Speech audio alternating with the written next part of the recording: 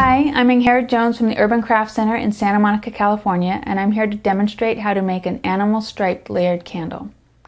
I'm going to start with a pillar candle that's completely blank, and I'm going to be using something called wax sheets. Basically, it's a German product, and it's these very thin beeswax sheets that have been colored ahead of time, and they're very thin and very flexible. And I'm just going to cut my animal stripe shapes out of it. And so I'm just going to go for sort of wavy organic shapes. I might trim them up a little bit. It's very easy to cut. And then I'm just going to start placing them on my candle. And the nice thing about this is that you just press it into place and let the warmth of your hand sort of melt it there.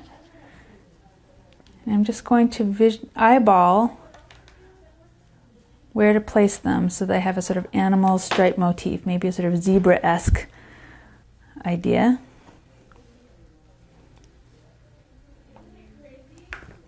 Oops, getting a little too impatient. So it is better to just give it a moment, let that warmth of your hand melt the wax into place a little bit.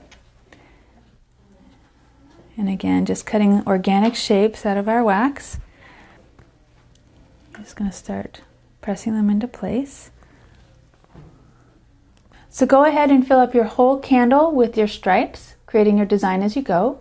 And for an added effect, if you have some extra wax around or a soy pillar blend, melt some down and just dip your whole candle into it if you want to seal the whole thing together. Otherwise, it will work the way it is. So this is Ingrid Jones at the Urban Craft Center in Santa Monica, California. Happy crafting!